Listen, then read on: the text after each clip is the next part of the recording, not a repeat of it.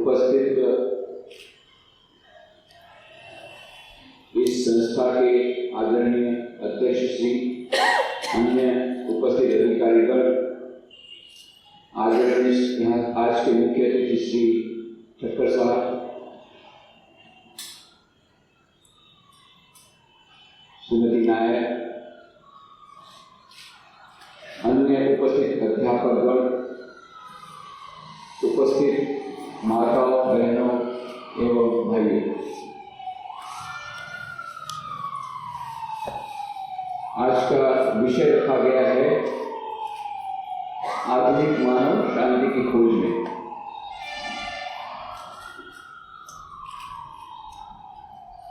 कुछ महीने पहले अमेरिका जाना हुआ। 19th international Congress on Vedanta Massachusetts university में वह कार्यक्रम था, मुख्य कार्यक्रम इंटरनेशनल कॉन्फ्रेंस थी, उसके लिए जाना हुआ। परंतु जब सब लोगों को पता पड़ा वहां मैं जा रहा हूं तो कई जगह से निमंत्रण आए। तो हमारे रामकृष्ण मठ मिशन के 173 शाखा केंद्र हैं देश विदेश में, तो उसमें से 40 विदेश में, जिसमें कि लगभग 13 अमेरिका में है।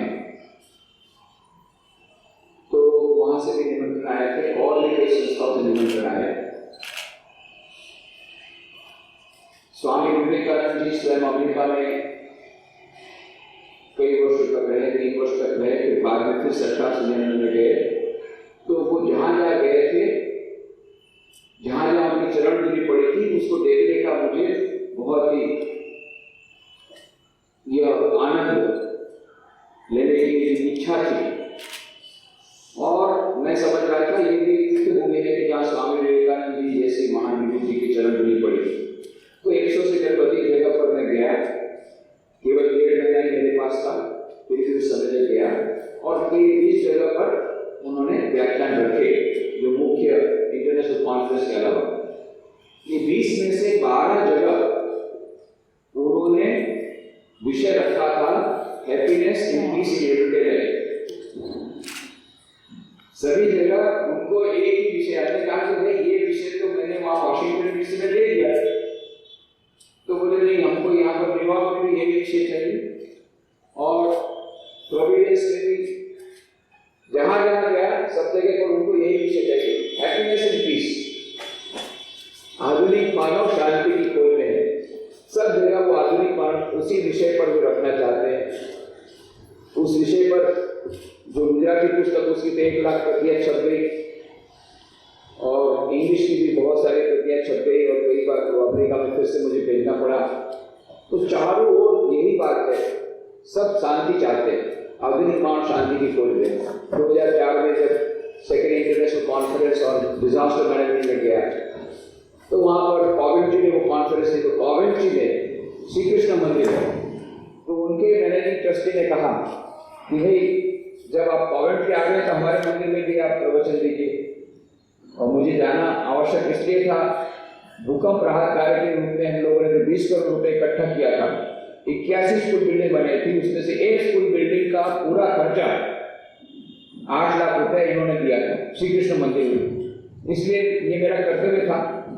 तो मैंने कहा ठीक से विषय कौन सा रखेंगे, आप चाहे तो गीता पर रख लीजिए। बोलते नहीं, वो आपका जो पुस्तक है वही आधुनिक मानव शांति की खोज में, यही हमको चाहिए।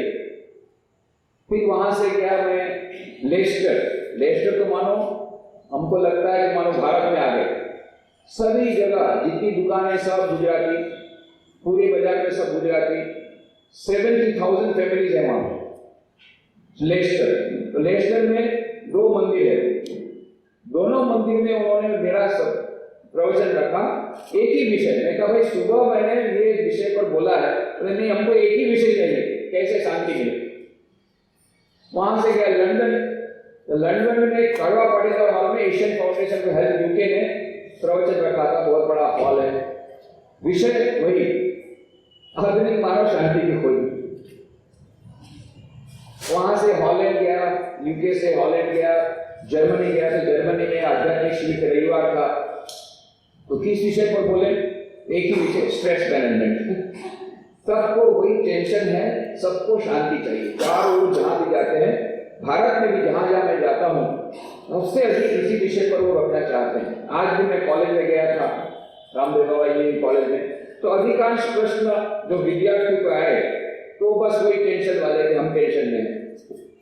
और कितने प्रकार का टेंशन, एक प्रकार का नहीं, बहुत प्रकार का टेंशन। सभी आजकल टेंशन में, विद्यार्थी तो बहुत टेंशन में है। कितने विद्यार्थी कभी आत्महत्या कर रहे हैं, विशेष करके यदि 12th साइंस में हो, हमारे यहाँ गुजरात में विशेष करके 12th साइंस में भी कोई विद्यार्थी हो तो वो तो टेंशन में होता है, पूरा का पूरा घर भी टेंशन में आ जाता है। अंकलेश्वर से एक माता जी आई, बोले क्या आप तो अंकलेश्वर रहती है, बड़ौदा में कैसे आ गए? नहीं, मेरा लड़का 12th साइंस में है, वहां ट्यूशन अच्छा नहीं होता है, बड़ौदा में ट्यूशन अच्छा होता है। हाँ, तो इसलिए मैंने एक कमरा ले लिया किराए पर, मैं अपने बच्चे को उठाती हूँ, नहलाती हूँ, खिलाती हूँ। 12th साइंस में कोई कम बात है? मानो पाकिस्तान के साथ युद्ध हो रहा है। और पति देवता, अरे वो खा लेंगे होटल में, मेरे को अपना 12th साइंस का लड़के का पूरा देखना है। तो विद्यार्थी तो सब टेंशन में है ही है, छोटे विद्यार्थी टेंशन में है, बड़े भी टेंशन में है। जो नौकरी करते हैं वो भी टेंशन में, कब वीआरएस मिल जाए कुछ ठीक नहीं है। वॉलंटरी रिटायरमेंट स्कीम का मतलब क्या होता है? स्वेच्छा से त्याग पत्र देना। पर आजकल वो voluntary retirement scheme VRS compulsory दिया जाता है। पहले यदि वीआरएस नहीं दिया तो कोई बेनिफिट नहीं मिलेगा, तो indirectly compulsory voluntary retirement scheme, तो वो टेंशन में कब वीआरएस आ जाएगा। और दादा दादा तो टेंशन में है, कब हमको ओल्ड एज में डालेंगे, कुछ ठीक नहीं है। आजकल ओल्ड एज होम में डालने का जमाना आ गया है। तो ये नई बहू आई है, अब ये पता नहीं कब आकर के हमको डाल देगी। पढ़ी लिखी है भाई, बहुत ज्यादा पढ़ी लिखी, तो इसलिए वो तो रखेगी नहीं हमको, तो कब हमको ओल्ड एज में डाल देगी पता ठीक नहीं। तो वो दादा दादी की टेंशन। अरे इतनी छोटी बच्ची, उसको मैंने पूछा कैसी हो, बोले मैं टेंशन में है। तेरे को क्या का टेंशन? अरे तेरे दादा दादी का टेंशन मैं समझ सकता हूँ, कब ओल्ड एज में डाल देंगे कुछ ठीक नहीं। तेरे पापा का टेंशन समझ सकता हूँ कि भाई वो कब वीआरएस आएगा कुछ ठीक नहीं। और तेरे बड़े भाई का टेंशन समझ सकता हूँ, 12th साइंस में है, मानो पाकिस्तान के साथ युद्ध हो रहा है। तेरी मम्मी का टेंशन भी समझ सकता हूँ, क्यों? क्योंकि चीज वस्तु के दाम बढ़ रहे हैं। प्याज को खाना बंद कर दिया, दाल खाना बंद कर दिया, अब क्या क्या बंद करेंगे? सब कुछ महंगा।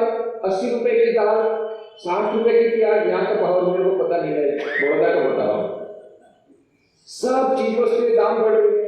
तो ये लिमिटेड बजट में कैसे फाइनेंशियल पूरा मैनेजमेंट करना, इसके लिए मम्मी को बहुत टेंशन है। फाइनेंशियल मैनेजमेंट, बच्चों का मैनेजमेंट बहुत डिफिकल्ट, और सास का मैनेजमेंट और भी डिफिकल्ट।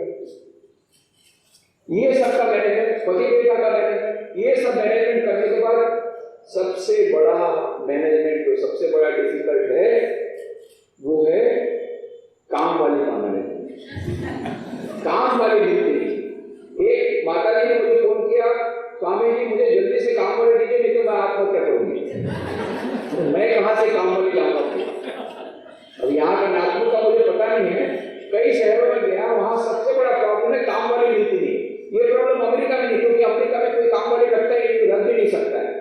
पर यहाँ पर हम लोग को भारत में बिना काम वाली के चलता नहीं। तो बस हमको आया चाहिए, काम वाली चाहिए। और काम वाली कैसी चाहिए? बोले हमको झटपट काम करे ऐसी काम वाली चाहिए। तो धीरा काम मुझे पसंद नहीं है। दूसरा, स्मार्ट होनी चाहिए, इशारे कैसे बननी चाहिए, बुद्धिमान होनी चाहिए। तीसरा, सामने उत्तर ना दे, जो मैं बोलूं वो समझ ले, वो ही सुन ले। चौथा, छुट्टी कभी न ले, कभी छुट्टी न ले। पांचवा, कम से कम सैलरी दे। अब ऐसी काम वाली मिलती नहीं है, मिलती है तो टिकती नहीं है। ये काम वाली का मैनेजमेंट। तो तेरी मम्मी का मैं टेंशन समझ सकता हूँ, इतना सारा टेंशन है, और तेरे को क्या का टेंशन है? तो क्या बोलती है, स्वामी जी मैं हूं ना अभी सीनियर केजी में हूं, पिछले साल जूनियर केजी में थी, फर्स्ट क्लास फर्स्ट आई थी। मम्मी ने कहा है इस बार भी फर्स्ट क्लास फर्स्ट आना है, इसलिए टेंशन में हूं। कंपटीशन का युग आ गया। स्पर्धा का युग आ गया और एक दूसरे से कंपैरिजन, अरे मेरी लड़की फर्स्ट क्लास फर्स्ट है, मेरी लड़की को इतना परसेंट, तेरी लड़की को इतना परसेंट, ये एक दूसरे की कंपैरिजन करने का मामला है।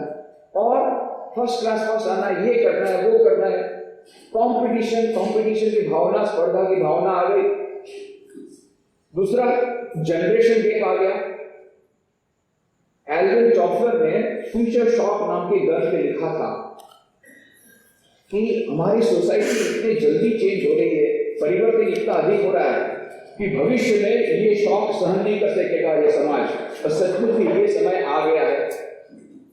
मेरे पास, मैं राजकोट में था, एक विद्यार्थी आती थी, स्टूडेंट, वो बहुत लेक्चर देती थी। आजकल के अभिभावकगण यंग जनरेशन को समझ नहीं पाते हैं, जनरेशन गैप हो गई है, हम लोग को समझ ही नहीं पाते। बाद में उसने पोस्ट ग्रेजुएशन किया और उसी कॉलेज को लेक्चरर हो गया। लेक्चर होने के बाद आती है, स्वामी जी मैं जनरेशन गैप पर लेक्चर देती थी, अभी 5 साल के बाद मेरी स्टूडेंट मुझे बोलती है आप बैकडेटेड हैं, आप जनरेशन गैप हो गई, आप हमारी बात को नहीं समझ सकेंगे। लो 5 साल में दूसरी जनरेशन गैप हो गई। इतनी जल्दी से सोसाइटी बदल रही है। वो जो मॉडर्न गर्ल थी, जनरेशन गैप के बारे में लेक्चर देती थी, 5 साल में वो बैकडेटेड हो गई, आउटडेटेड हो गई। ये जनरेशन गैप बढ़ रही है, बहुत जल्दी से सोसाइटी चेंज हो रही है। मीडिया का इतना बड़ा प्रभाव है कि दिन में 2-4 दिन के भीतर में सारे वैल्यूज बदल रहे हैं, मूल्य बदल रहे हैं और फैमिली वैल्यूज टूट रही हैं, परिवार के मूल्य बदल रहे हैं, परिवार के मूल्यों का हनन हो रहा है। कि इतने सारे फैक्टर्स काम कर रहे हैं जिसके कारण सभी लोग अभी टेंशन में हैं। परिवार के लोग टेंशन में हैं, चाहे वो ऑफिसर हो तो भी टेंशन में है, बिजनेसमैन का खुद का टेंशन है, ऑफिसर का खुद का टेंशन है, हाउस वाइफ का खुद का टेंशन है, सभी लोग टेंशन है, विद्यार्थियों का टेंशन है, टीचर लोगों को टेंशन है। आजकल के विद्यार्थी, आज ही मतलब लेक्चरर बोल रहे थे, स्वामी जी हमारी इतनी दयनीय स्थिति है, कोई विद्यार्थी यदि खराब काम करता है तो हम उसको कुछ बोल नहीं सकते। क्यों? कब जाके वो सुसाइड कर देगा और सुसाइड नोट लिख देगा तो हम जेल में चले जाएंगे। इसलिए हम लोग बहुत संभल के बात करते हैं, किसी को डांटते नहीं, जो होना हो, पर हम डांटते नहीं। क्यों? डांटने के बाद क्या होगा? इतने सेंसिटिव हो गए यंग जनरेशन, थोड़ा सा भी कुछ लगाओ फांसी के फंदे में, लगाओ आत्महत्या करो। ये आत्महत्या की फैशन चल गई है, सभी लोग आत्महत्या। और केवल भारत में नहीं, भारत में भी कम है, आपको पता नहीं है, विदेश में और ज्यादा है। कितनी सारी पुस्तकें प्रकाशित हो रही है। डेरेक हम्फ्रीज द्वारा लिखित पुस्तक है, अमेरिका से प्रकाशित हुई, उसका नाम है द फाइनल एक्सिट। और पुस्तक खुद एक्सिट हो गई, नहीं मिलती है, बहुत मुश्किल से मुझे एक बुक फेयर में मुझे मिली। मैं जानना चाहता था उसे लिखा क्या है, ये बेस्ट सेलर किताब है, लिखा क्या है? क्या लिखा है? हाउ टू कमिट सुसाइड, कैसे आत्महत्या करना, उसके विभिन्न नुस्खे बताए हैं और बहुत बिक रही है। जापान की बेस्ट सेलर किताब का नाम है the complete manual on committing suicide, आत्महत्या करने की संपूर्ण मार्गदर्शिका। और 1 साल में 3.5 लाख प्रतियां बिक गई जापान में। और कुछ लोग तो पुस्तक हाथ में लेकर के जिस प्रकार से बताया गया था, आत्महत्या करके मर गए। फ्रांस की बेस्ट सेलर किताब का नाम है suicide users manual. National institute of mental Health ने सर्वेक्षण करके देखा, on an average at least 1 person in every family in America regularly goes to a psychiatrist. कम से कम एक व्यक्ति अमेरिका में औसतन वो मेंटल हॉस्पिटल में वो मेंटल ट्रीटमेंट ले रहा है, साइकियाट्रिस्ट के पास जाता है, मेंटल हॉस्पिटल में नहीं जाता, वहां पर साइकियाट्रिस्ट के पास जाता है। और national institute of mental health Japan ने सर्वेक्षण करके देखा कि 42% of the employees of 44 years and above are suffering from mental disorder. 44 साल की उम्र के जितने बड़े, उससे बड़े उम्र के जितने एम्प्लॉइज हैं या जितने ऑफिसर्स हैं या जितने नौकरी करने वाले हैं, उसमें से 42% लोग मानसिक रोग से ग्रस्त हैं। और कई नई मेंटल हॉस्पिटल जापान में खुल रही हैं। तो सभी लोग टेंशन में हैं, मानसिक तनाव में हैं, आत्महत्या कर रहे हैं, मन में अशांति है, बहुत प्रकार की समस्याएं आ रही हैं। कम्युनिकेशन टेक्नोलॉजी, एक प्रकार से देखें तो हमारा आदि निर्माण, उसको तो ज्यादा शांति होनी चाहिए, ज्यादा सुखी होनी चाहिए। आज विज्ञान और टेक्नोलॉजी ने कितना प्रोग्रेस किया, कितनी प्रगति कर ली।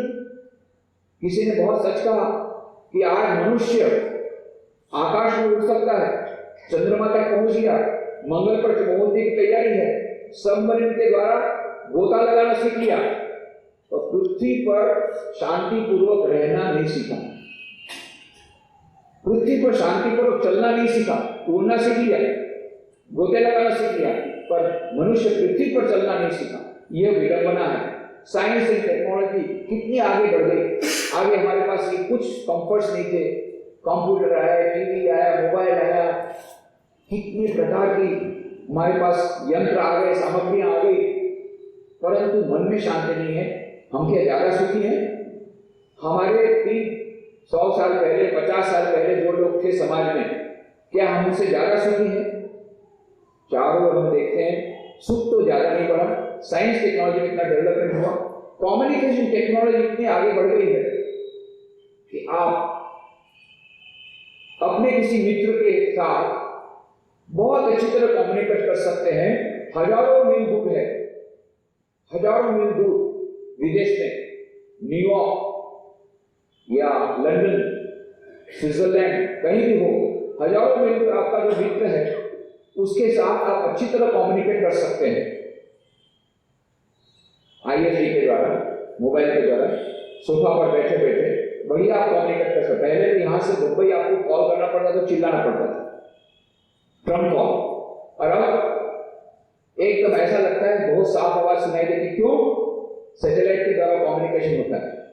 तो इतनी टेक्नोलॉजी आगे बढ़ गई, कम्युनिकेशन टेक्नोलॉजी, भौतिक दूरी कम हो गई। आप सोफा पर बैठे बैठे हजारों मील दूर अपने किसी मित्र के साथ बहुत अच्छी तरह कम्युनिकेट कर सकते हैं। पर विडंबना यह है, उसी सोफा पर बैठी खुद की पत्नी के साथ 6 महीने से कम्युनिकेशन नहीं, नो कम्युनिकेशन। पति और पत्नी के बीच में रहते साथ में है, बातचीत नहीं, मौन। एक बार पति देवता ने चिट्ठी लिख करके दी कि कल मुझे फ्लाइट लेनी है, 6 बजे की मेरी फ्लाइट है, तो मुझे 5 बजे रिपोर्टिंग टाइम है, तो 4 बजे मुझे अवश्य उठा देना। दूसरे दिन पति देवता उठ के देखे 8 बज गया, रेगुलर टाइम के अंदर उठे 8 बज गया, और बहुत जोर से गुस्सा हुए, और एकदम से गुस्सा होकर के क्यों मुझे नहीं उठाया? तो पत्नी ने इशारा करके बोला, देखो चिट्ठी लिखी पड़ी हुई है, चिट्ठी में लिखा था 4 बजे उठ जाओ। तो बोलना तो मना है, रिटर्न कम्युनिकेशन हो रहा है, बोले मैंने तो लिख के दे दिया 4 बजे टाइम हो गया। सच बात ये तो मैंने कहीं से जोक पढ़ा था, अभी आपको सच बात बताता हूं। मैं जब राजकोट में रामकृष्ण जब गुजराती मंत्री का एडिटिंग करता था, तो एक बार बड़ौदा गया था। अभी तो बड़ौदा में हूँ 5 साल से, पर उस समय बड़ौदा गया था किसी लेक्चर के लिए। तो वहां का कार्यक्रम समाप्त करके मैं रेलवे स्टेशन पर आया, मेरे को वापस जाना था राजकोट। ट्रेन के लिए मैं राह देख रहा था, ट्रेन की राह देख रहा था। थोड़े दूर पर पति पत्नी खड़े थे, नजदीक नजदीक खड़े थे, पर पति का मुंह एक ओर था, पत्नी का दूसरी ओर था। थोड़ी देर बाद पति देवता ने बड़े धीरे से पूछा, अच्छा ये ट्रेन इतनी देर से क्यों आ रही है? बस, और पत्नी ने घूरा करके शेरनी के समान चिल्ला के कहा, मैं कोई स्टेशन मास्टर हूं जो मुझे पूछते हो ट्रेन क्यों लेट आई? इतना जोर से बोला, इतने जोर से बोली कि उसका पति देवता बेचारा फेंका के 6 फीट दूर भगा। मैंने अपनी जगह भगा बेचारा वहां से, इतना डर गया। ये तो अपनी नजर से मैंने, ये तो हमारा हाल है ह्यूमन रिलेशनशिप का। कम्युनिकेशन टेक्नोलॉजी आगे बढ़ गई, भौतिक दूरी कम हो गई, मानसिक दूरी बढ़ गई, जनरेशन क्लियर हो गई, पति पत्नी में कोई मेल नहीं। सास बहू के झगड़े तो बहुत पुराने हो गए भाई, अब तो वो तो है ही है। अब तो माँ और बेटे के बीच में जनरेशन क्या है, कितनी माँ बेटियां एक दूसरे से बनता नहीं। माँ एक तरफ जा रही है, बेटी दूसरी तरफ जा रही है। क्यों? ये बेटी को समझ नहीं पा रही है। बेटी बोली तू क्या समझेगी, अभी हमारा सब यही नया फैशन है। माँ ने बोला हम इतनी सारी जिंदगी में कभी ऐसा नहीं किया, क्या कर रहे? नहीं, ऐसे ही करना पड़ेगा। क्या करो? माँ और बेटे के बीच में जनरेशन गैप, उसके बीच में संबंध ठीक नहीं है, पति पत्नी का ठीक नहीं चल रहा है, सभी जगह लोग टेंशन में हैं, सभी जगह अशांति है। और दूसरा एक कारण है, ये जो जनरेशन गैप के अलावा ह्यूमन रिलेशन की कम्युनिकेशन के जो प्रॉब्लम, उसके अलावा एक बहुत बड़ी समस्या आ गई है। एक राक्षस हमारे समाज में घुस गया है। पहले वो पाश्चात्य देशों में घुसा था, अभी मीडिया के माध्यम से हमारे देश में वो राक्षस घुस गया। उस राक्षस का नाम है उपभोक्तावाद, कंज्यूमरिज्म। ये कंज्यूमरिज्म क्या है? मेरे पास 4 पेन है, मुझे 5 पेन चाहिए। मेरे पास 3 पेन है, 4 पेन चाहिए। एक मोटरसाइकिल है, 2 मोटरसाइकिल चाहिए। 2 मोटरसाइकिल है, 1 कार चाहिए। 1 कार है, 2 कार चाहिए। और चाहिए, और चाहिए, और चाहिए, और चाहिए। और सब पैसे के पीछे पागल। रुपया, सबसे बड़ा रुपया बाबा, सबसे बड़ा रुपया। बस सभी का एक गाना है, सबसे बड़ा रुपया। और रुपये के पीछे पागल, और रात दिन परिश्रम कर रहे हैं। सभी को रातों रात करोड़पति होना है, एक ही रात में करोड़पति। कौन बनेगा करोड़पति? और इसीलिए बहुत लोग जाते हैं, कौन बनेगा? सबको करोड़पति बनना है, रातों रात बनना है, बिना मेहनत के बनना है। और इसीलिए करप्शन क्यों है? ये करप्शन का मूल कहां है? आप बोलते इतना भ्रष्टाचार हुआ, भ्रष्टाचार का मूल कहां है? मूल यही है, सभी यदि रातों रात करोड़पति होना चाहते हैं, ये न के न प्रकारेण, हमको पैसा कमाना है, चाहे सच बोल के चाहे झूठ बोल के। और जहां अपॉर्चुनिटी मिलती है, अवसर मिलता है तो लगाओ। क्यों? बोले मैं अपने लिए थोड़ी करता हूं, मैं तो अपने बाल बच्चों के लिए करता हूं। बच्चों को चाहिए रोज नई नई मोटरसाइकिल, नई गाड़ी, नया मोबाइल, तो कहां से लाएंगे? तो भाई हम थोड़ा करप्शन करते हैं, हमारे लिए नहीं करते, बाल बच्चों के लिए करते। पति ने कह दिया देखो तुम्हारे साथ कलीग हैं, तुम ऐसे ही कैसे रहे, बिल्कुल इम्प्रैक्टिकल। और तुम्हारे जो साथ में काम करते हैं उनकी पत्नी कितने नए कपड़े रोज पहनती है, उनके घर में गाड़ी आ गई और तुम वही पुरानी स्कूटर फटाफट चला रहे हो, शर्म नहीं आती है? थोड़ा व्यावहारिक बनो, बी प्रैक्टिकल। तो बी प्रैक्टिकल। अरे पुराना जमाना था सत्यमेव जयते, अभी नया मंत्र है असत्यमेव जयते। और इस प्रकार से हम ये न के न प्रकार है ना, पैसा कमाने के लिए अंधी दौड़ रखते हैं। और इसीलिए ये अंधी दौड़ में फिर पहला 50 साल हमारा चला जाता है। इसलिए रात दिन परिश्रम करते हैं, वो ये दुकान, वो वहां पर ऑफिस करो, ये करो, वो धंधा करो, ये कोर्स करो, वो कोर्स करो, ये कैरियर करो, वो कैरियर डेवलप करो, ये कैरियर डेवलप करो। ऐसा करके पहले 50 साल खूब दौड़ धूप करके हम लोग पैसा कमाते हैं और अपने स्वास्थ्य को खत्म कर डालते हैं। और बाकी का 50 साल उस स्वास्थ्य को वापस लौटने के लिए वो पैसे का खर्च कर डालते हैं। First 50 years we earn money by losing our health. Next 50 years we recover our health by losing that money. तो फायदा क्या हुआ? 3 बार बाईपास सर्जरी हो गई, तो पैसा तो गया सब डॉक्टर के पास। श्री रामकृष्ण ने कितने साल पहले कहा था, देखो अनिधि का पैसा तुम्हारे पास नहीं रहेगा, या डॉक्टर के पास जाएगा या वकील के पास जाएगा। भैया वकील और डॉक्टर माफ करना। और कोई बहुत बुद्धिमान रहते, बोले वकील और डॉक्टर का पैसा किसके पास जाएगा? एक दूसरे के पास। पर अनिधि का पैसा टिकता नहीं हुआ, भोग नहीं कर पाएंगे। या तो लड़का ड्रग एडिक्ट बनेगा और या फिर लड़की वापस आएगी ससुराल से बाइज्जत। ये कितने साल हमने केस देखे, पैसा कमाने के लिए रात दिन दौड़ परिश्रम किया, ये न के प्रकार है ना, सुख शांति कोई नहीं। और साइकोलॉजिस्ट लोगों ने, इकोनॉमिस्ट लोगों ने एनालिसिस करके देखा है, हम सब जितने यहां बैठे हैं उन सब के मन में एक इक्वेशन है। क्या इक्वेशन है? H is directly proportional to M, where H is equal to happiness and M is equal to money.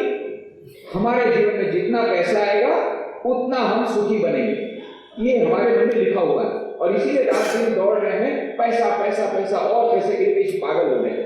परंतु स्टैटिस्टिकल एनालिसिस क्या करता है?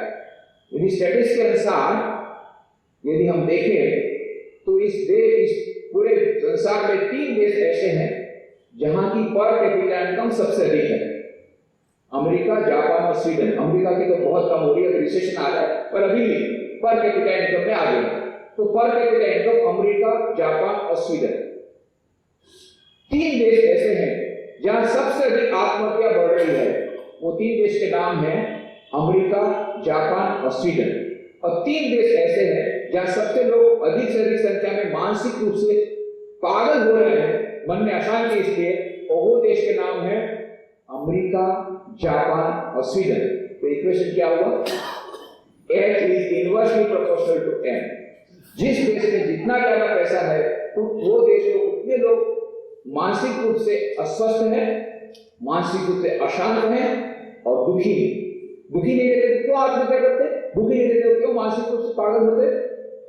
तो यह बात हमें याद रखनी है, हमारे मन में से इक्वेशन निकाल देना है। तो इसका मतलब क्या पैसा आवश्यक नहीं है? अवश्य।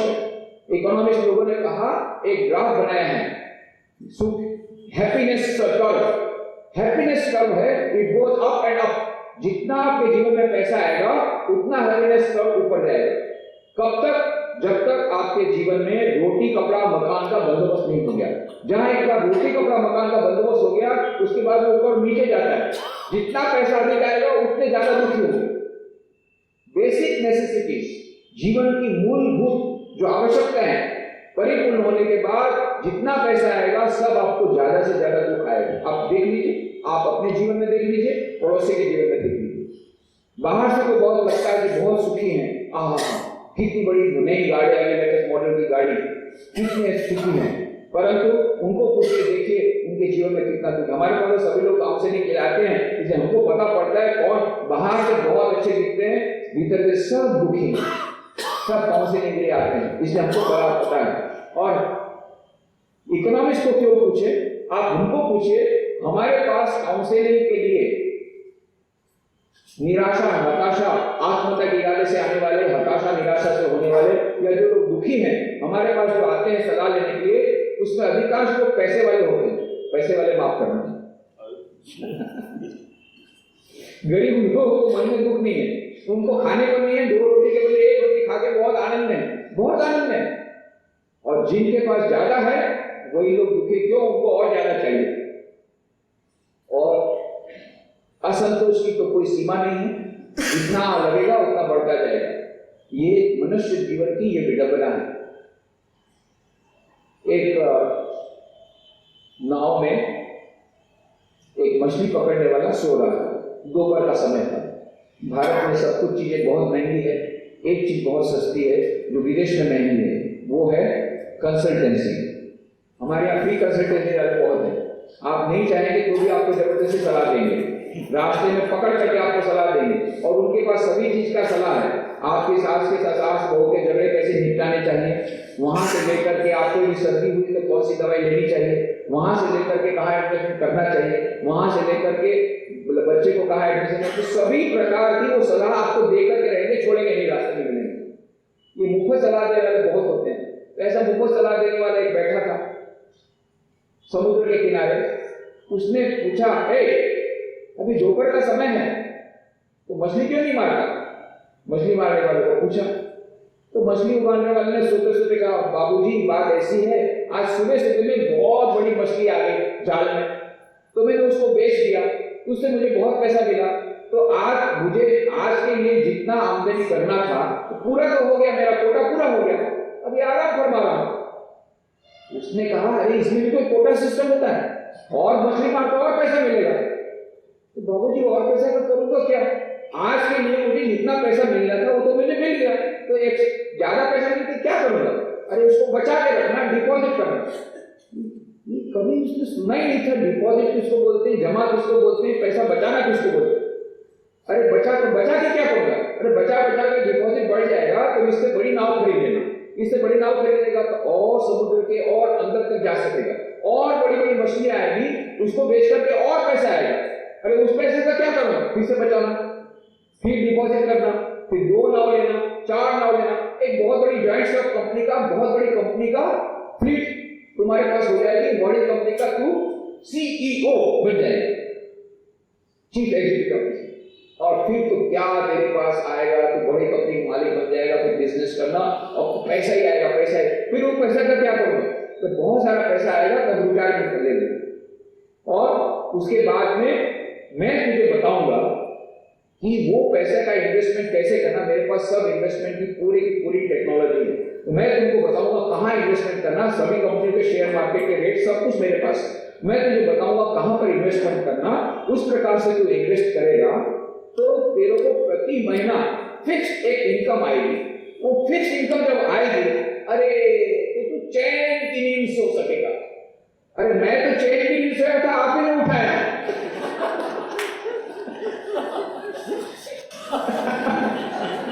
चैन की नींद सोने के लिए इतना लंबा चक्कर, अरे मैं तो सोया था, आराम से सोया था, आप ही ने तो उठाया। ये इतना कॉमन सेंस जो मछली वाले में है, वो कॉमन सेंस हमारे में नहीं है। इसलिए डाना जोहार उसने किताब लिखी है SQ spiritual intelligence the ultimate intelligence. उसने वो उदाहरण दिया है मेक्सिको के बीच में इस प्रकार से मछली मारने वाला। बोले वो मछली मारने वाले के पास IQ लेवल कम है, वो जो हार्वर्ड यूनिवर्सिटी का MBA का प्रोफेसर कंसल्टेंट जो उसको सलाह दे रहा है, उसके पास हाई IQ है, वो जानता है कैसे बिजनेस करना, पर वो नहीं जानता कि जीवन में सुख शांति कैसे मिलेगी। वो मछली वाले के पास SQ ज्यादा है और ये प्रोफेसर के पास SQ नहीं है, केवल IQ है। SQ is most important, spiritual portion, spiritual intelligence. तो कहने का मतलब ये है कि हम अपने जीवन का उद्देश्य भूल गए। जीवन का उद्देश्य पैसा कमाना नहीं। पैसा बहुत महत्व का है जीवन में सुख शांति के लिए, क्योंकि बहुत महत्व का माध्यम है, पर जीवन पैसा हमारे जीवन का लक्ष्य नहीं हो सकता। हाँ, पैसा बहुत आवश्यक है, जीवन का लक्ष्य है सुख और शांति। ये हम भूल गए। जीवन का लक्ष्य क्या है, यही भूल गए। एक घोड़ा जोर से दौड़ रहा था, जेन स्टोरी है। घोड़ा जोर से दौड़ रहा था, किसी ने घोड़े पर जो सवार था उस आदमी को पूछा, वेयर आर यू गोइंग? तो उसने बोला, आस्क द हॉर्स। कहां जा रहे हो? बोले घोड़े को पूछो। क्यों? बोले मैं घोड़े को नहीं ले जा रहा, घोड़ा मुझे ले जा रहा है।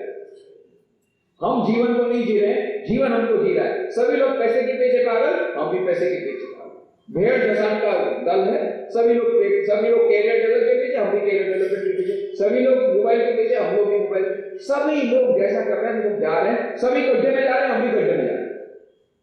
पर हम एक बार सोचते नहीं है हमारे जीवन का उद्देश्य क्या है, क्यों हम पृथ्वी पर आए हैं। डाना जोहार कहती है कि जीवन का लक्ष्य है SQ को प्राप्त करना, स्पिरिचुअल पोषण, स्पिरिचुअल इंटेलिजेंस प्राप्त करना, स्पिरिचुअल डेवलपमेंट। यही जीवन का उद्देश्य है। क्यों? क्योंकि ये जो SQ क्या है, कहती है IQ, EQ और SQ, ये तीनों हमारे जीवन में सफलता के लिए बहुत आवश्यक है। What is IQ? Intelligence quotient. IQ will tell you how to play the game of life. जीवन का खेल कैसे खेलेंगे वो आपको IQ सिखाएगा, पर उससे नहीं होगा। EQ is more important. What is EQ? Emotional quotient. Emotional quotient आपको बताएगा कि जीवन का खेल जब बाहर की परिस्थितियां बदल जाए, तब मना परिस्थिति बदल करके कैसे अच्छी तरह जीवन का खेल खेला जाए, वो EQ सिखाएगा। उससे भी नहीं होगा। और आगे SQ, spiritual quotient, spiritual intelligence, वो क्या है? जीवन का खेल खेलना चाहिए या नहीं, वो SQ सिखाएगा। Whether to play the game of life at all or not, that is your choice. जीवन का खेल हम क्यों खेलना चाहते हैं? हमारे जीवन का उद्देश्य क्या है? हम क्यों यहाँ पृथ्वी पर आए हैं? कहाँ जाना है? ये हमको मालूम ही नहीं। कबीर ने कहा, जब तू आया जगत में जब हंसे तू रोए, ऐसी करनी कर चलो, मरते समय तुम हंसो जग रोए। ये जीवन का उद्देश्य है। जब छोटा बच्चा पैदा होता है तो रोता है, वहां रोता है, बाकी सब हंसते हैं, बच्चा पैदा हुआ, बच्चे का जन्म, सब हंसते हैं, बेचारा अकेला रोता है। और यदि नहीं रोता तो बाकी सब रोते हैं, कुछ गड़बड़ है। डॉक्टर को बुलाया, डॉक्टर ने इंजेक्शन दिया और फिर उसने रोना शुरू किया, तुरंत बाकी सब हंसते हैं और ताली बजाते हैं, हाँ बहुत अच्छा, बच्चे का जीवन बच गया। जब तू आया जगत में, जग हंसे तू रोए, सब हंसते थे, तू अकेला रो रहा था। ऐसा कर, काम कर, ऐसी करनी कर चलो, मरते समय तुम हंसो, जग रोए। मरते समय तुम हंसते हुए जाओ। मैंने जिंदगी में कभी किसी का बुरा नहीं किया, सब समय सबकी प्रभु का नाम लिया, प्रभु का नाम लिया, प्रभु का काम किया। अब मैं प्रभु के धाम में, आनंद धाम में जा रहा हूं, मुझे कितना आनंद है। हंसते हंसते मर जाओ, बाकी सब लोग को रोने दो, कितने अच्छे आदमी थे, चले गए। ये है जीवन का उद्देश्य, ये हम भूल गए। जीवन की सार्थकता किसमें है, जीवन का उद्देश्य क्या है, ये हम भूल गए हैं, और इसीलिए अंधे के समान दौड़ रहे हैं। डॉक्टर एल्बर्ट आइंस्टाइन कहते हैं, the true value of a human being is determined primarily by the measure and the sense in which he has attained to liberation from the self. जीवन का सच्चा मूल्य क्या है कि हम अपने जीवन में कितना आत्म साक्षात्कार किया, वो जानना, वही हमारे जीवन का उद्देश्य है। लिंकन बार्नेट ने पुस्तक लिखी, उसका नाम है आइंस्टाइन एंड द यूनिवर्स, और उसमें वे लिखते हैं, man has a unique capacity of transcending himself and perceiving himself in the act of perception. मनुष्य के पास वह एक विशेष उपलब्धि है कि वो अपने मन के परे जा सकता है और उस परम चैतन्य तत्व को प्राप्त कर सकता है। यह जो विशेषता केवल मनुष्य योनि के पास है। दाना जोहार ने भी कहा, IQ सभी योनियों के पास है, EQ कुछ योनियों के पास है, किंतु SQ केवल मनुष्य योनि के पास है। हमारे शास्त्रों में कहा 84 लाख योनियों में से मात्र मनुष्य योनि में ही ईश्वर की प्राप्ति हो सकती है, आध्यात्मिक ज्ञान प्राप्त हो सकता है।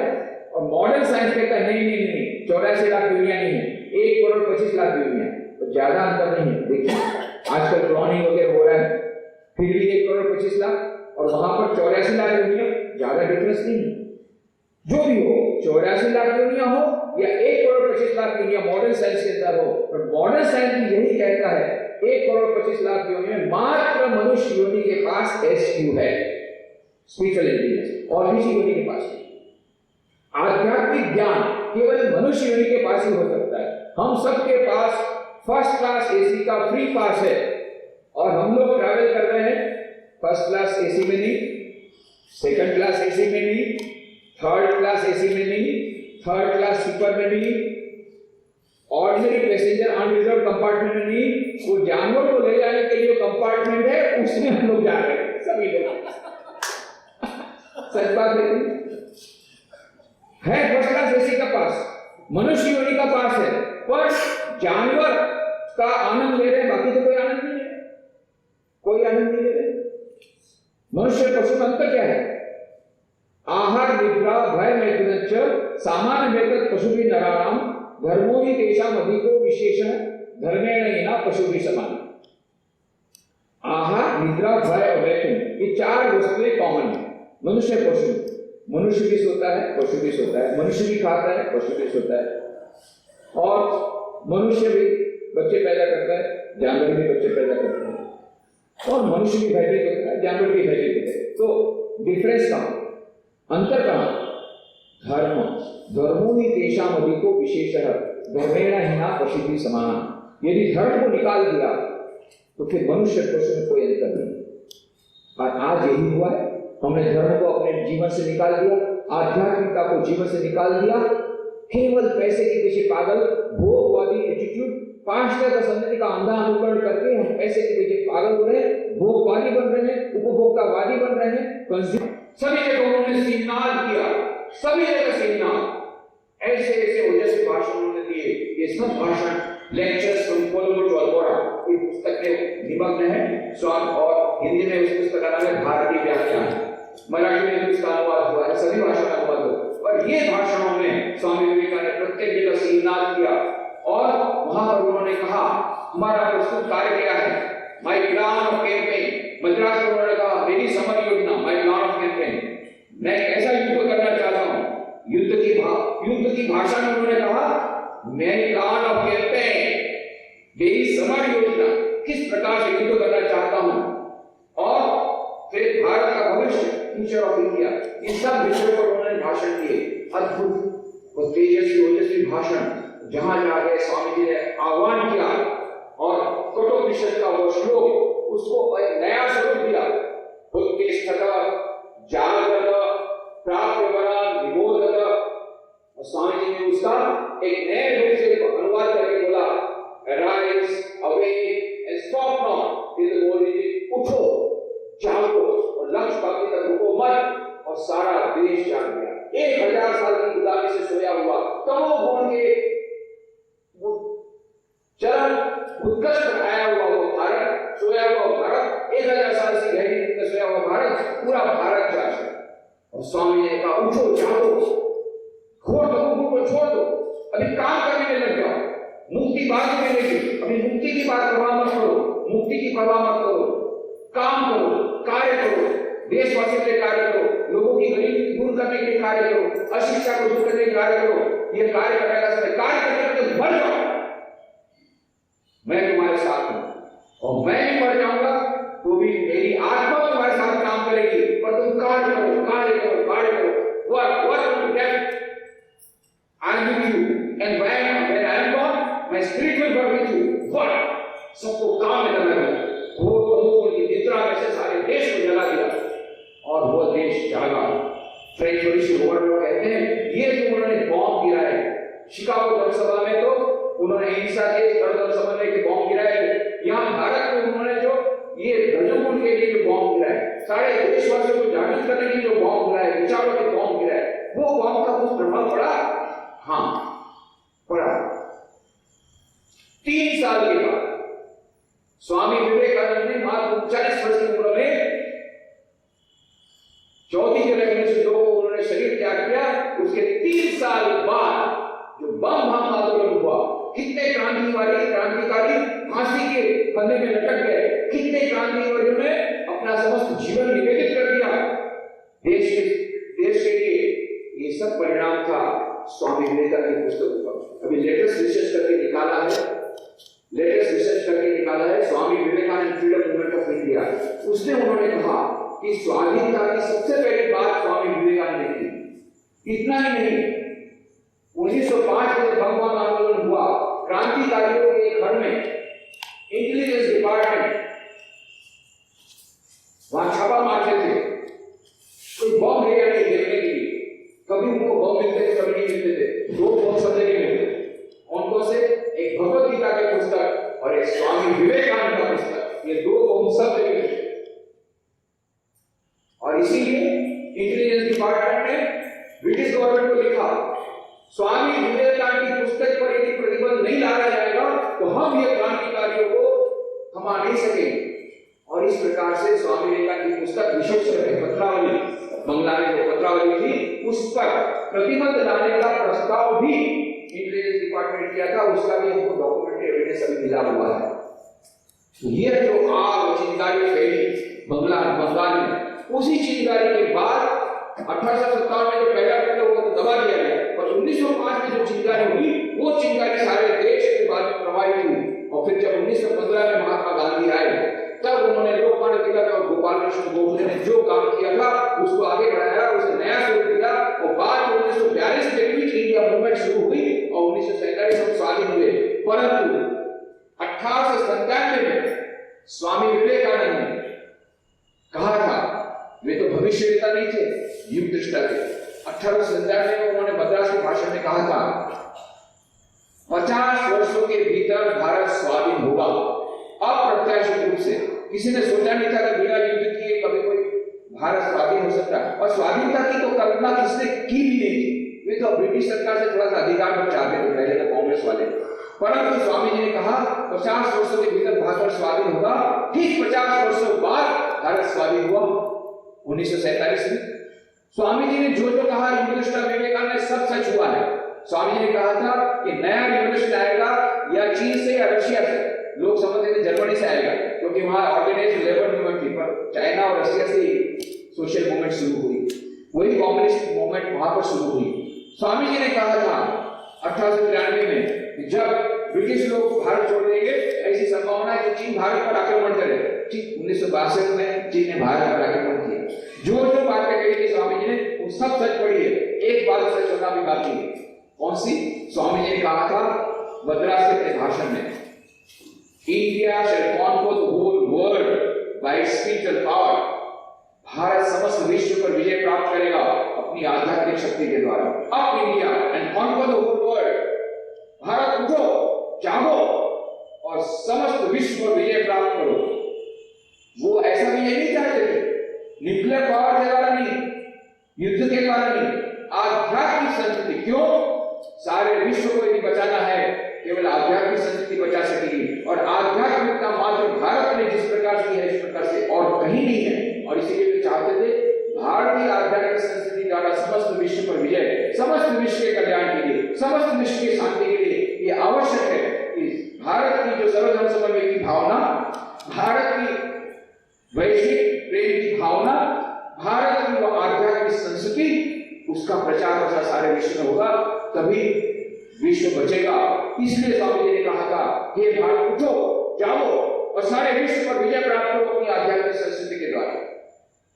और कितने लोगों ने अपना सारा जीवन बलिदान दे दिया। और बाद में स्वामी जी ने कहा, liberty is the first condition of growth. और इसीलिए स्वाधीनता के आंदोलन में कितने लोग उसमें जुड़ गए। एक विद्यार्थी का 9वीं कक्षा में पढ़ता था कटक की हाई स्कूल में, और उसके हाथ में स्वामी विवेकानंद की किताब आई। उसने निर्णय कर लिया, मैं अपना सारा जीवन बलिदान दे दूंगा भारत की सेवा में। बाद में उसका नाम हुआ नेताजी सुभाष चंद्र बोस। हमारे देश के जितने महान महान राष्ट्रवीर हुए, वहां देश के महान राष्ट्रभक्त हुए, उन सब के प्रेरणा स्रोत थे स्वामी विवेकानंद। महात्मा गांधी, सुभाष चंद्र बोस, डॉक्टर राधाकृष्णन, जवाहरलाल नेहरू, चक्रवर्ती राजगोपालाचार्य, श्री अरविंद तो कहते थे स्वामी विवेकानंद तो नरों में सिंह के समान थे, नरसिंह थे, नरों में सिंह के समान थे स्वामी विवेकानंद। और उन्होंने सब स्वामी जी की खासी प्रेरणा प्राप्त की जब निवेदिता गई थी वडोदरा आई थी, तब सिस्टर निवेदिता, तब श्री अरविंद वहां पर प्रोफेसर थे महाराजा सयाजी यूनिवर्सिटी में, और सिस्टर निवेदिता ने बाद में स्वामी विवेकानंद के बारे में बताया, और तब श्री अरविंद भी इस स्वाधीनता आंदोलन में जुड़ गए। महात्मा गांधी ने कहा 6 फरवरी 1921 को जब बलू मठ आए थे, उन्होंने कहा, सब लोगों ने कहा गांधी जी भाषण दीजिए, उनका मैं तो गांधी जी ने कहा मैं भाषण देने नहीं आया, मैं तो महामानव स्वामी विवेकानंद के चरणों में अपनी श्रद्धांजलि देने आया हूँ। पर मैं एक ही बात यहाँ के युवकों से कहूंगा, जब इस महान स्थल पर आए हो तो खाली हाथ वापस मत लौटना, यहाँ की कुछ प्रेरणा अपने हृदय में लेकर जाना। और फिर गांधी जी ने कहा स्वामी विवेकानंद की पुस्तकों को पढ़ना। मैंने स्वयं स्वामी विवेकानंद की किताबों को पढ़ा है, और उनकी किताबों को पढ़ने के बाद मेरे में जो देशभक्ति थी वो 1000 गुना बढ़ गई। डॉक्टर राधाकृष्णन कहते हैं, हम अपने मित्रों को जब प्यार पत्र लिखते थे उसमें स्वामी विवेकानंद के पत्रों को डाल देते थे। क्यों? यदि स्वामी विवेकानंद की किताबों को यदि हम देते थे किसी को, तो ब्रिटिश सरकार की लिटरेचर डिपार्टमेंट नजर पर पड़ती थी, और इसलिए उस नजर से बचने के लिए अपने पत्रों में स्वामी विवेकानंद के पत्रों को उद्धृत कर देते थे। इस प्रकार से हम स्वामी विवेकानंद के विचारों की लेखन करते थे, ऐसे डॉक्टर राधाकृष्णन कहते हैं। पंडित जवाहरलाल नेहरू कहते हैं, पंडित जवाहरलाल नेहरू कि यह जो राष्ट्रीय आंदोलन हुआ उसका सूत्रपात स्वामी विवेकानंद के द्वारा हुआ है, ऐसा मैं मानता हूँ। क्यों? वही पहले से राष्ट्रीय संत थे जिन्होंने राष्ट्रीयता की भावनाओं को जगाया हमारे देश में, ऐसा पंडित जवाहरलाल नेहरू कहते हैं। मेरे समय में शायद ही कोई ऐसा युवक हो जो स्वामी विवेकानंद के विचारों से प्रभावित न हो। काका साहब खालिलकर कहते हैं, हमारे समय में युवकों के बीच में स्वामी विवेकानंद की जब शिकागो जनसभा में जो उनकी जो जीत हुई थी, उनकी जो प्रशंसा हुई थी, और भारतीय संस्कृति का जो विजय हुआ था, इन सब की बातें जब हमको सुनने को मिली, तब हमारे हृदय में हमारे देश के प्रति जो गौरव की भावना आई, उसको मैं आपके पास वर्णन नहीं कर पाऊंगा। उस समय के हमारे युवक लोग पागल हो गए स्वामी विवेकानंद के नाम से। काका साहब गाली करते थे। विनोबा भावे कहते हैं कि गांधी जी ने दलित नारायण सेवा की बात की, ये दलित नारायण शब्द ये स्वामी विवेकानंद से उन्होंने लिया है। विनोबा भावे, काका साहब खालिलकर, ये जितने महापुरुष है, और लोकमान्य तिलक के साथ स्वामी जी की 2 बार मुलाकात हुई। एक बार लोकमान्य तिलक के मकान में स्वामी जी रहे थे जब अतिथि उसने पुणे में, और एक बार लोकमान्य तिलक को मिलने के लिए खास गए बेलूर मठ, तब उनकी क्या बातें हुई, बड़ी गोपनीय बातें हुई। ये सब पृष्ठभूमि के कारण भारत आजाद हुआ, भारत को स्वाधीनता मिली। परंतु दुर्भाग्य से स्वाधीनता मिलने के बाद उन्होंने स्वामी विवेकानंद के संदेश को भुला दिया। स्वामी जी ने कहा था उठो, जागो, लक्ष्य प्राप्ति तक रुको मत। हम लोगों ने क्या किया? उठे, जगे, स्वाधीनता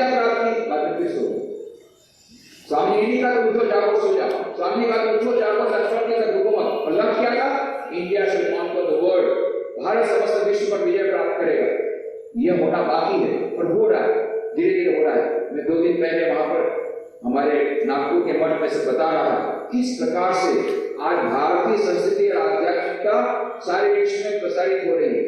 टाइम मैगजीन जो न्यूयॉर्क से निकलता है उसने एक विशेषांक निकाला, उसमें मुख्य पृष्ठ पर एक अमेरिकन हॉलीवुड की एक्ट्रेस का फोटो दिया जो ध्यान कर रही है और अंदर में एक शीर्षक दिया, एक कवर स्टोरी का शीर्षक था जस्ट से ओ, और उसमें लिखा अमेरिका में कम से कम प्रतिदिन 1 करोड़ लोग 10 million American are regularly meditating, 1 crore लोग नियमित रूप से ध्यान करते हैं। और आप ध्यान को वहां पर ध्यान और योग के पीछे लोग पागल हो रहे हैं अमेरिका में। मैं खुद देख कर आया, अभी 2 महीने पहले गया था। ध्यान की कितनी शिविरें लगती है और सभी जगह हॉस्पिटल में, स्कूल कॉलेजेस में, एयरपोर्ट पर। अभी मैं गया था यूनाइटेड नेशंस की बिल्डिंग में भी, कोने में, भले कोने में पर है meditation chamber, United Nations building, airport platform पर, रेलवे प्लेटफॉर्म पर। जब मैं यूरोप गया था तो मेरी रिटर्न फ्लाइट थी ज़ुरिच से मुंबई, तो ज़ुरिच एयरपोर्ट पर मैं घूम रहा था, कहीं अच्छी किताब मिल जाए, अचानक देखा मेडिटेशन चैम्बर ज़ुरिच एयरपोर्ट पर।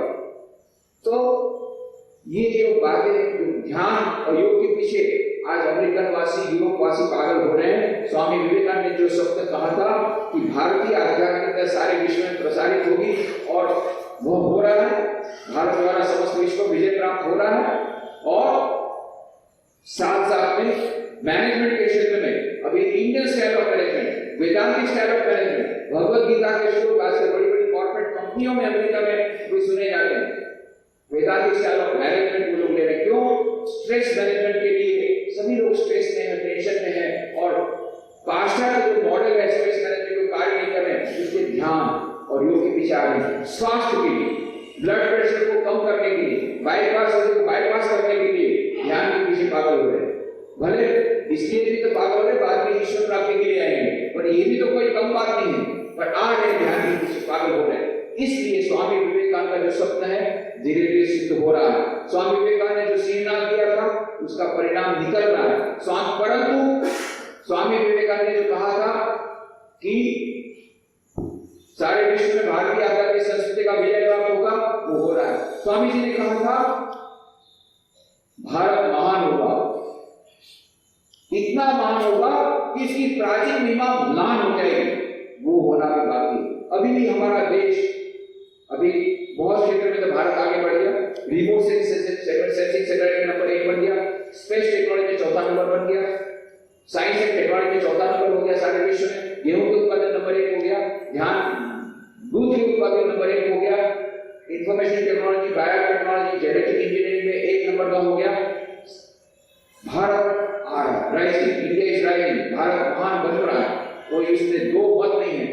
और पहले के जो इकोनॉमिस्ट कहते थे कि 2020 तक में भारत एक इकोनॉमिक सुपर पावर बनेगा, अब वो लोग कहते हैं 2020 तक राह देखने की जरूरत नहीं, बहुत जल्दी हो रहा है इकोनॉमिक सुपर पावर। और शायद अमेरिका से आगे निकल जाए। अभी मैंने अमेरिका जाके आया, वहां पर कितना रिसेशन चल रहा है, कितने लोग अनएम्प्लॉयड हो रहा है, कितने लोग, और प्रति $1 बिलियन गवर्नमेंट पर हो रहा है, जबकि भारत आगे बढ़ रहा है। अभी यहाँ का जीडीपी ग्रोथ 9.5% है, फिर से हो रहा है 9.5% थोड़ी दिनों में।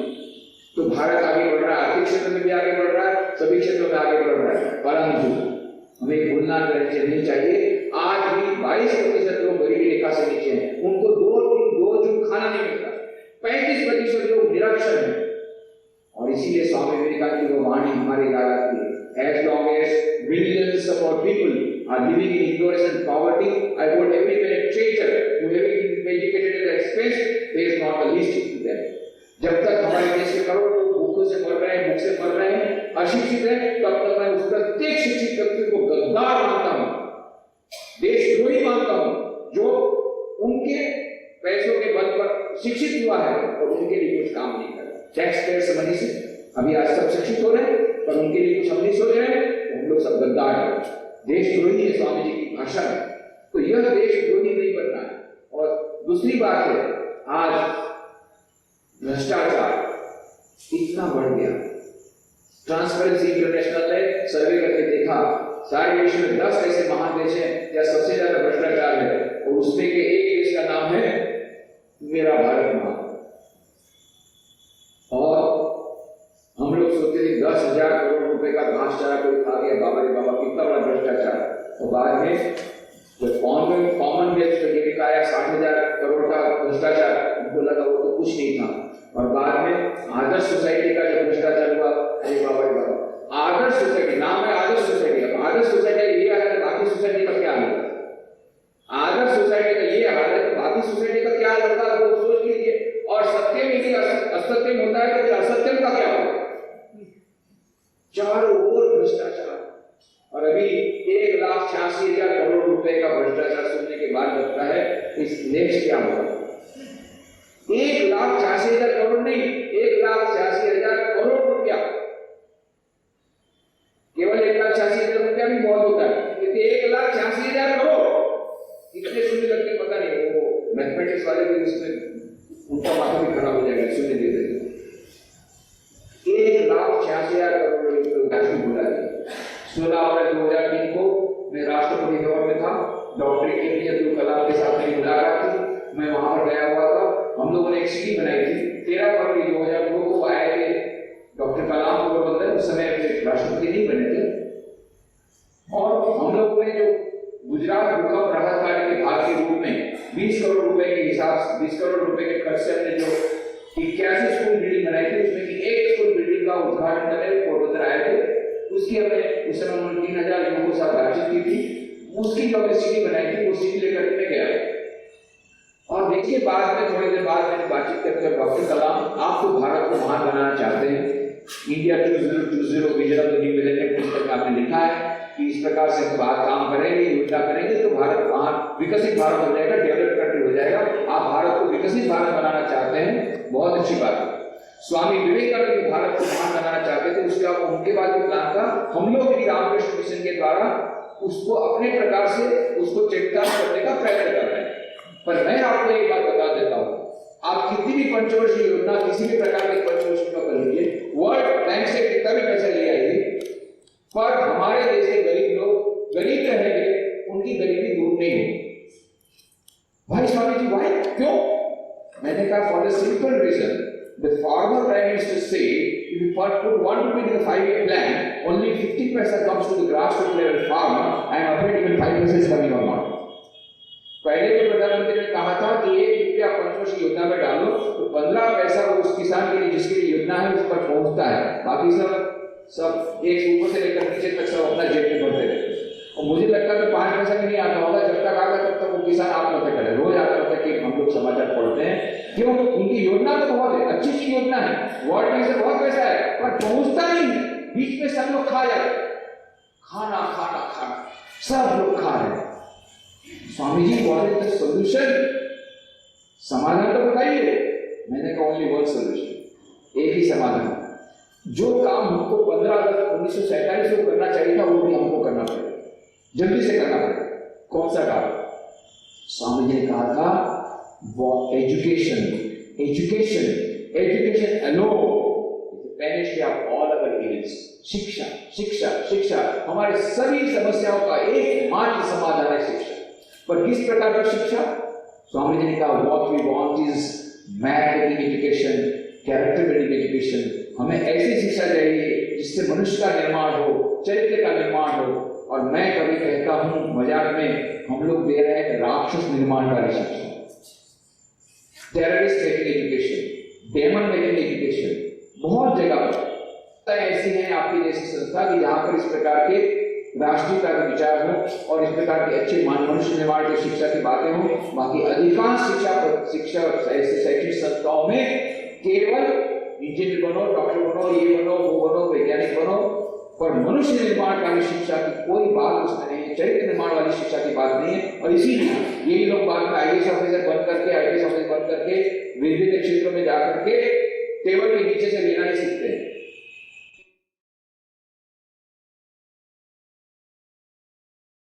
ये शिक्षा उनको दी गई है, उनको ये शिक्षा दी गई नहीं दी गई। आप देश के लिए सोचिए। किसी भी युवक को मैं पूछता हूँ जीवन का लक्ष्य क्या है? कैरियर डेवलप करूंगा, अपना कैरियर डेवलप करूंगा, इंजीनियर बनूंगा, डॉक्टर बनूंगा, चार्टर्ड अकाउंटेंट बनूंगा, करूंगा और खूब पैसा कमाऊंगा, फिर बाद में मेरे में है जब पैसा आ गया देश का देश जाए बाहर में, समाज का क्या होगा, समाज जाए बाहर में। फिर मैं उनको बहुत अच्छा भाई सुनो, तुम्हारा देश बाहर में जाएगा, तुम्हारा समाज बाहर जाएगा, तुम कहाँ जाओगे? तो अपने को बचाने के लिए तो देश के बारे में सोचो। और ये कॉमन सेंस उनको दिया नहीं जाता। अधिकांश युवक आज कैरियर ओरिएंटेड हो गए। कैरेक्टर डेवलपमेंट की कोई बात नहीं, केवल कैरियर डेवलपमेंट की बात है। यह जो करप्शन आया है उसके मूल में क्या है? हमारी शिक्षा पद्धति। जो लॉर्ड मैकॉले ने 1836 में वो शिक्षा पद्धति उन्होंने लगाई थी इसलिए कि हम हमेशा के लिए गुलाम रहे। 1839 में लॉर्ड मैकॉले ने अपने पिताजी को लिखा, पिताजी मैं क्या कहूँ, अरे क्या कहूँ, 3 साल में तो मुझे इतना सा रिजल्ट मिला है, no Hindu who has received English education ever remains attached to his religion. मैं दावे के साथ कहता हूँ जो मेरी शिक्षा पद्धति में दाखिल होगा वो कभी हिंदू देवी देवताओं को लात मारे बिना नहीं रहेगा। लात मारना शुरू कर दिया सब लोगों ने। आज भी देखिए आप अंग्रेजी समाचार पत्र पढ़िए, कितनी गालियां देते हैं हिंदू धर्म। क्यों देते हैं? क्योंकि ये इनको सिखाया गया है स्कूल कॉलेज में, खूब गालियां दो, खूब गालियां दो, दे आर आइडोलेटर्स। ये सब हम लोग सीखते हैं हमारे स्कूल कॉलेज में। ये लॉर्ड मैकॉले की देन है। अभी तक हमने वही शिक्षा पद्धति दाखिल करके रखी है, अभी तक उसमें परिवर्तन नहीं किया। ये हमारी विडंबना है। तो स्वामी जी का सबसे पहला काम, उनका सिहनार, आज का सिहनार भविष्य के भारत के निर्माण के लिए सबसे पहला शिक्षा पद्धति में आमूल परिवर्तन होना चाहिए। चरित्र निर्माण वाली शिक्षा लानी चाहिए, तब जाकर के इस शिक्षा पद्धति में सबसे पहली बात है तो अच्छे मनुष्य बनो। इंजीनियर, डॉक्टर, चार्टर्ड अकाउंटेंट ये सेकेंडरी है, पहले अच्छे मनुष्य तो बनो, चरित्र का निर्माण हो, राक्षस का निर्माण न हो। ये सबसे पहला, यदि शिक्षा पद्धति में आमूल परिवर्तन आ जाएगा, हमारे स्कूल कॉलेजों में यदि हम भारतीय संस्कृति के आधारित वह चरित्र निर्माण की शिक्षा यदि हम दे सकेंगे तो इसका फल हमें 15 साल बाद मिलेगा। और आपको बताते मुझे बड़ा आनंद होता है कि स्वामी विवेकानंद की 150वीं जन्म जयंती 4 वर्षों तक मनाई जाएगी, 2010 से लेकर के 2014 तक। 1863 में स्वामी जी का जन्म हुआ, 2013 में 150वीं जन्म जयंती प्रारंभ हो जाएगी, 2014 तक चलेगी। और उसकी प्रारंभिक तैयारी के रूप में 2010 से सारे कार्यक्रम हो गए हैं। एक सेंट्रल कमेटी का निर्माण हुआ है, भारत के प्रधानमंत्री उसके चेयरमैन हैं और सेंट्रल कमेटी के द्वारा बहुत सारे कार्यक्रम रखे गए हैं। उसमें सबसे अधिक जो प्राथमिकता दी गई है वह है गरीबों के लिए योजना। गदाधर अभ्युदय प्रकल्प और विवेकानंद स्वास्थ्य सेवा प्रकल्प के लिए अधिकांश रुपए दिए गए हैं। 100 करोड़ रुपए उन्होंने रामकृष्ण स्कूल सैंक्शन किए हैं। अधिकांश रुपए हैं गरीबों की सेवा के लिए और 20 करोड़ रुपए हैं वैल्यू एजुकेशन, मूल्य शिक्षा सारे देश में प्रसारित हो उसके लिए उन्होंने रुपए दिए। तो ये एक बहुत बड़ा कदम है और यह अनौपचारिक रूप से हम करेंगे। पर हम तो ये चाहते हैं कि सेंट्रल गवर्नमेंट नियम के द्वारा कंपल्सरी कर दे स्वामी विवेकानंद की किताब, क्योंकि इसमें देशभक्ति का जैसा पाठ है ऐसा कहीं नहीं मिलेगा। स्वामी विवेकानंद जो आह्वान दिया था, सिहनाद दिया था मद्रासी भाषण में, ए मेरे भावी सुधारकों, ए मेरे भावी स्वदेश भक्तों, तुम अपने आप को देशभक्त बोलते हो, पहले सुन लो देशभक्ति किसको बोलते हैं। देशभक्त बनने के, समाज सुधारक बनने के लिए 3 शर्तें आवश्यक है। प्रथम शर्त है तुम्हारे भीतर में हृदय होना चाहिए, ऐसा हृदय कि दूसरों के दुख के लिए रोता हो, ऐसा हृदय कि दूसरों की वेदनाओं का अनुभव कर सकता हो। क्या तुम अनुभव करते हो कि हमारे देश की ऋषि मुनियों की करोड़ों संतानें आज भूख से मर रही है? क्या तुम हृदय से अनुभव करते हो कि आज अज्ञान के काले बादलों ने सारे देश को छा लिया है? क्या तुम हृदय से अनुभव करते हो कि आज हमारा देश इतना पतित हो गया है, लाखों लोग गरीबी में सड़ रहे हैं और अशिक्षा के भूखों से मर रहे हैं? क्या इससे तुम्हारे मन में, तुम्हारी आंखों में आंसू आते हैं? क्या तुम इसके कारण तुम इतने बेचैन हो गए कि तुम्हारी निद्रा चली गई? क्या इसके कारण तुमने अपने सगे संबंधियों को भी भूल गए हो? क्या इसके कारण तुम अपने नाम यश की आत्मा को भूल गए हो? क्या इसके कारण तुम निद्राहीन हो गए हो? क्या तुमने इस भावना ने तुमको पागल से बना दिया है? क्या तुम हृदय से इतना सारा दुख अनुभव करते हो? तो यह स्वदेश प्रेम की पहली सीढ़ी है, उससे नहीं होगा, केवल घोड़े देने से नहीं होगा। क्या इस दुख के बाहर निकलने का कोई रास्ता तुमने निकाला, कोई योजना तुमने बनाई है किस प्रकार से इन सब समस्याओं का सामना कर सकें? ऐसी कोई तुमने कोई योजना बनाई है? तो यह उसका दूसरा कदम है, उससे भी समाप्त नहीं होगा। तीसरा कदम है, सारा विश्व यदि नंगी तलवार लेकर के तुम्हारे सामने हो जाए, फिर भी तुम जिसको ठीक समझते हो उसको करने के लिए, अपना जीवन बलिदान देने के लिए तैयार हो, इतना हिम्मतवान हो, तब तुम सच्चे देव हो। आज ऐसी देशभक्ति की भावना विद्यार्थियों में आ जाए, देखिए ऐसी देशभक्ति की भावना जिस विद्यार्थी में आज दी जाएगी, मैं आपको दावे के साथ कहता हूं, आज से 20 साल बाद वो IAS ऑफिसर बनेंगे, IPS ऑफिसर बनेंगे, बिजनेसमैन बनेंगे, जहां भी रहेंगे, कभी वो डालडा में घी की चाय भी नहीं मिलाएंगे यदि बिजनेसमैन होंगे तो, और IAS ऑफिसर रहेंगे तो कभी टेबल के नीचे रुपया नहीं लेंगे। जिनको इस प्रकार से देशभक्ति का पाठ आज शिक्षा में मिला है, ये मैं दावे के साथ कहता हूं। और इसीलिए स्वामी विवेकानंद आज का सेमिनार है, शिक्षा पद्धति में आमूल परिवर्तन करो, सब जगह इस प्रकार के देशभक्ति का पाठ पढ़ाओ, तभी हम स्वामी जी के चरणों में श्रद्धांजलि ठीक से दे सकेंगे। स्वामी विवेकानंद की अमेरिकन शिष्या बनी, वो तो कहती थी I am friend of Swami Vivekananda. Miss MacLeod, उन्होंने रामकृष्ण मिशन के लिए भारत में बहुत सारा कार्य किया। मिस मैकलाउड अमेरिकन शिष्या, अमेरिकन महिला थी और बहुत एरिस्टोक्रेट फैमिली से आती थी। तो एक बार उन्होंने स्वामी जी को, Swami ji how can I serve you, मैं आपकी किस प्रकार से सेवा कर सकती हूँ। और उस समय स्वामी जी ने जो संक्षिप्त शब्द कहा था, वो शब्द आज हमारे सबसे बड़ा सिग्नल है।